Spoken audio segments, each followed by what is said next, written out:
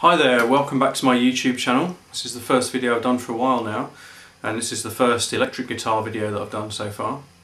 And what we're going to be looking at today is how to emulate the sound of a 12-string guitar on a 6-string guitar. It could be electric or acoustic. Here I'm using electric guitar, but it doesn't really matter.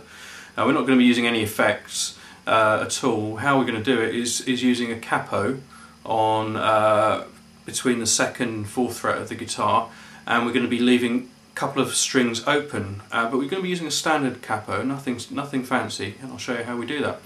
So I'm going to sit back up there so you can see more of the guitar, more of what I'm doing. So first of all, this is a semi-acoustic Vox Virage guitar. It's a very nice guitar, it came out a couple of years ago, and I won't say too much more about that because there's plenty of other videos that review this guitar in more detail. And what else I'm going to be using is a G7 capo here, just a standard G7 capo. And to start with, I'm going to be putting it at the 4th fret of the guitar, just like that. If you can see that there. But what I'm going to do is shift it back 2 strings so that the top 2 strings are open, and then just give it a little squeeze, and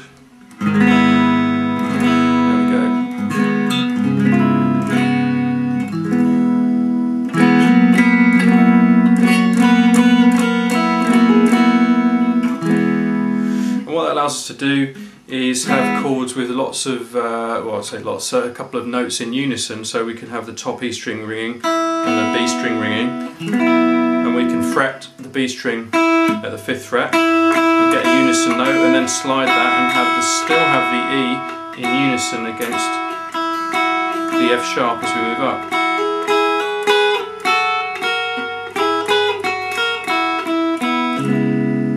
Okay, I'm going to be using about 3 or 4 different chords in this little kind of jangly guitar riff demonstration. I've got an A minor 7 shape here. I've got a C shape, and I'm shifting that C shape up 2 frets. And I've got a G shape. And then I've got a first inversion D shape.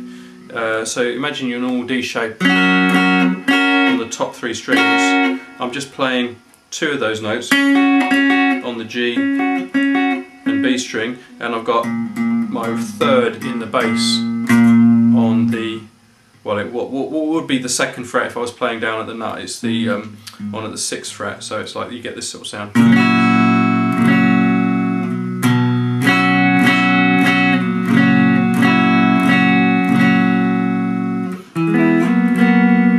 So the actual chords we're playing, rather than being an A minor, G, D, it's because we've got the capo at the 4th fret, it's actually an E, B and F sharp. So let's just see what we get.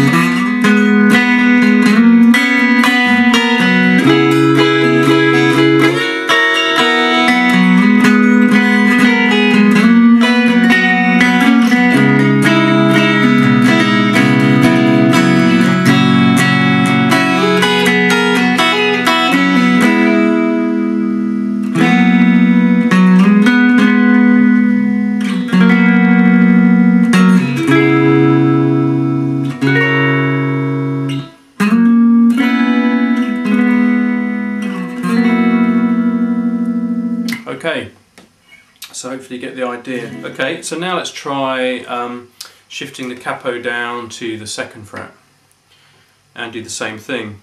So I'm capoing on the bottom 4 strings and I've got the top 2 strings open again. But I'm going to use different chords this time. A different kind of effect, a kind of minor 2nd interval between the D sharp and the E. So I'm fretting the D sharp. I'm playing an A basically, but I've got an A shape, but because I've got the capo at the 2nd fret, I'm playing a B chord. And if I play an A7 shape or a B7 actually, in actual fact, I get a nice kind of ring.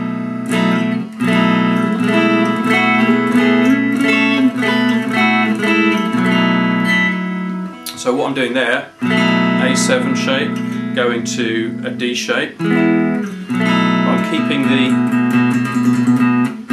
the A string there, which is capoed at the 2nd fret, so I'm actually playing a B note. I'm keeping that note ringing. So I'm basically going up in 6, major 6.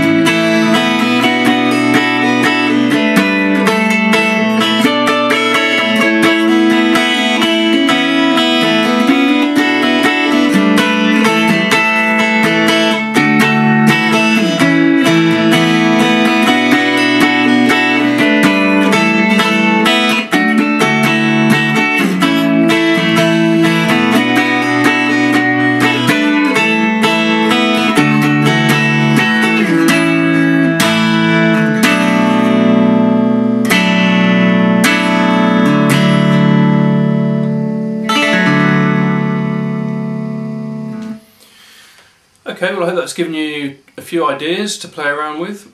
There's probably more things you can do with the capo. Maybe try out other frets too. I find the 4th and the 2nd work the best for me. Anyway, good luck and see you soon.